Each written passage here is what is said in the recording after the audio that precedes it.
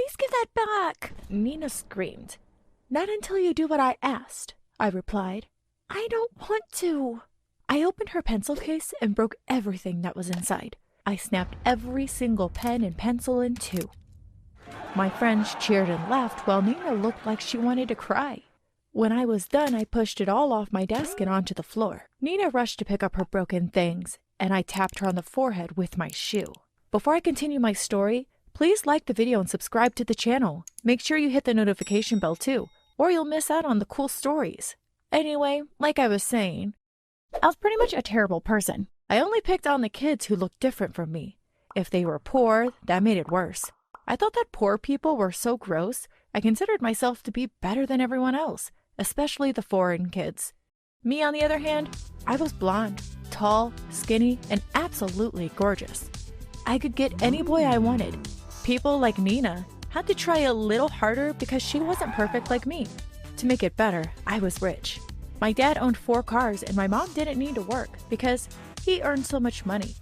I got everything I asked for, and I looked down on anyone whose parents couldn't spoil them. How could you not have lots of money? Like, ew. I had no idea that the events which would follow that day would change my life forever. I went home after school, screamed at the butler for not having my favorite drink ready as I walked through the door, and stormed to my room to watch TV. Midway through my favorite sitcom, I heard a knock on my door. What? I shouted. Open the door. It was my mom. I opened the door and she looked at me like she was disappointed. What's wrong? You didn't get to spend Dad's money today or something? I asked. She rolled her eyes. Your principal called about your behavior. Apparently some kid named Nina told her mom you were being horrible to her? That foreign kid? Well, she deserved it. I replied, I've already spoken to you about this type of attitude. I don't know who you inherited this from. It's like you're the spawn of Satan or something. Anyway, I was just letting you know that I'll be coming to school with you tomorrow, she said. I was angry. The next day, I was angrier. I sat in the principal's office and was distracted by his hideous face. He looked like Mr. Potato Head, except more like a potato and less like a head. He wore glasses, which didn't really match his face, and he had a hideous mustache, which moved up and down while he spoke. Is that clear, young lady? He said. What? I asked. Didn't you hear anything I said? No, I was distracted by your ugly face. Has anyone ever told you you look like Mr. Lisa? My mom screamed. She was as red as a tomato and looked like she was about to explode. She got up, held my collar, and dragged me out of the door. My friends saw and started laughing at me. Mom, stop, you're embarrassing me, I said. I'm about to do more than that. You'll see. She screamed. Everyone, listen to me. Remember Lisa's face, because you all won't be seeing it for a very long time. I'm sorry to everyone she's hurt. I promise I didn't raise her like this. She shouted to everyone around who could hear. I wanted to die. She drove us home in silence. Then, when we got home, she said, Pack your bags. What? You're kicking me out? That's illegal. I'm only 15, I replied. I'm not kicking you out. We're going on a little trip tomorrow, she said, then went to the other room and shut the door. I guess she thinks I need to calm down, so we're going on a mini vacation. It's great being rich, I thought. I packed all my favorite clothes and gadgets. I made sure I packed at least 2 power banks and had my phone and backup phone just in case. The next day, my dad wasn't around because he was on a business trip, so I didn't get to say goodbye. My mom asked his driver to take us to the airport, and we were off. She still seemed a bit upset about yesterday, so I tried to make conversation to cheer her up. So, where are we going? Vegas? I asked. No, she said. To the beach in Cali? No, she said again. It was clear that she didn't want to talk to me, so I told myself I'd just wait for the surprise. When we got to the airport, we checked in and she gave me a boarding pass. I read it and screamed. We're going to India? Why? I said. Shut up. We're late. Let's go to the correct gate. Hurry. She replied. She started running and I followed. We went to our departure gate, gave our boarding passes, and got onto the plane. I'll see you on the other side, my mom said. Then I realized she was going to be flying first class, but she bought me an economy ticket. What the hell? I can't fly with the poor people, I exclaimed. She chuckled and walked away. I walked to my seat, which was between a huge sweaty man and a 5-year-old. It was awkward, but at least I had all my cool things. It was going to be a long flight. And it really was. That gross man fell asleep and started drooling, and the kid wanted to play with my iPad while my mom was probably enjoying cocktails and a beautiful view over in first class. I hated her. I fell asleep to forget my sadness, and when I woke up, everyone was standing. We had landed. I got up and walked to find my mom, who was nowhere to be found. I got off the plane and went through customs by myself. I figured I'd find her when we went to claim our luggage, but she wasn't there either. I found my bags and walked outside. I looked everywhere, but I couldn't find my mom. I didn't know what to do, so I took out my cell phone and tried to call her, then remembered I was in another country. When I raised my head and looked around again, I saw an Indian couple holding up a sign. It said, "Welcome, Lisa?" That can't be for me, I thought. Then the man looked at me and shouted, "Lisa, Lisa, over here, come."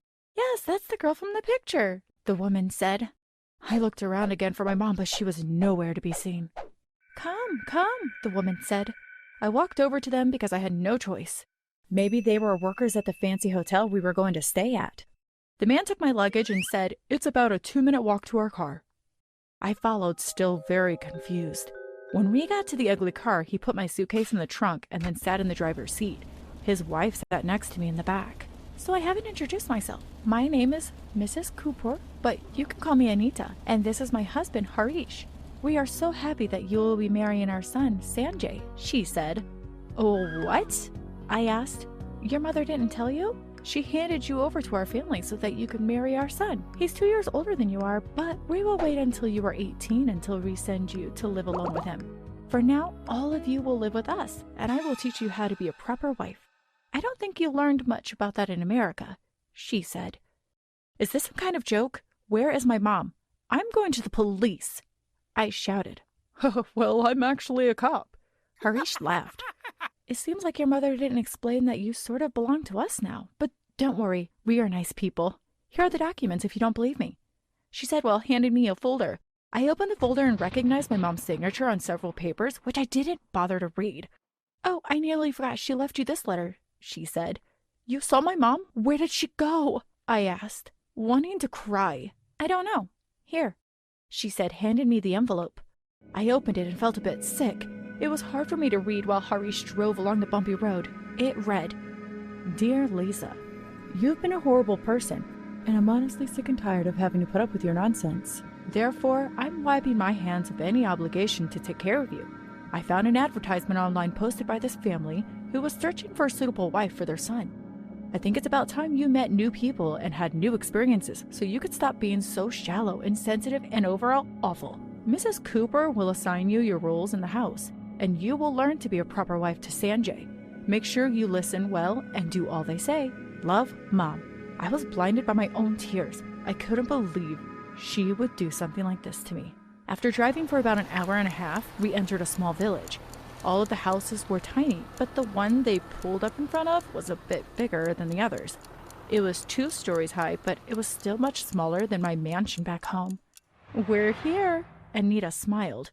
I got out of the car and began walking towards the door. Then I thought, there's no way, absolutely no way. I'm going to live there with these people. I will find a way to escape, and I will make sure that when I get back home, my mom goes to jail forever, because there's no way this is legal. I turned around and began to run.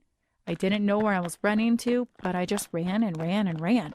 Harish ran after me, but he couldn't keep up. Apparently I was running in circles because I ended up exactly where I started. Anita grabbed my arm and shoved me inside their house. "Don't you ever do that again," she screamed. "We will have to ground you. You will sleep here. I will lock the door and I won't let you out until you promise to behave yourself. I'm taking all your gadgets away too. Don't try to contact anyone," she said while shoving me in a dusty room.